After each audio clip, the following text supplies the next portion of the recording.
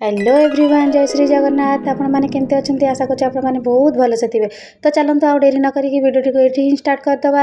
वर्षा दिनिया ठंडा पागे आज बनला गोटे हेल्दी आउ ट्रेडिशनल रेसिपी। वीडियो को शेष पर्यटन देखूँ जानीपर आज रेसिपी कहाँपाई होता। तो काली आम आड़े वर्षा जोर छिचिकी होता। ठंडा पाग जेहेतु थिला गर्मा गर्म रेसिपी खाइबा को क्या भल न लगे से मु राति मटर को किसी मटर को पानी में बतुरई देती। सकाळ है झील को पचारि झील पूरी तो आम एत थर जाइए तुम के पूरीर स्पेशल मटर सूप ट्राए करछ। झील मना करदेला कहला केबे बनैबो खुड़ी मु ट्राए करी। मु कहली केबे कौन आज ही बनाऊँगी। सी कहला खुड़ी आउ डेरी कौन पाई फटाफट बनाओ पाटू लाड़ बाहर। झीर एक कथा शुणी मुझे हसी देकी फटाफट मो रोषेशाला पलि जाइली। झील कथा शुणी मु 5 मिनट बनई देती मटर सूप।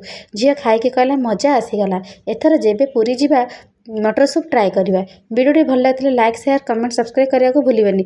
हाँ शुणु आपण मान आड़े भी वर्षा हो आपण मैंने भी मटर सूप करके आपण प्रियजन साथी मानक खुआतु। आ मते कमेंट माध्यम जनातु जे आपण मैंने मटर सूप केमती बनई आ मते कमेंट माध्यम जनातु। हाँ मु तो मो झील को मटर सूप करके बनैकी दे सारे। आपण मैंने भी आपण हांडीशाला को जातु आपणकर प्रियजन साथी मान मटर सूप तैयारी करूँ। ये ठंडा पागे गर्मा गर्म मटर सूप मजा ही आसीज। तो आप डेरी कहीं कर मो चैनल को सब्सक्राइब कर दिंतु एंड लाइक शेयर कमेंट करने भूलिए नहीं। रही जय श्री जगन्नाथ।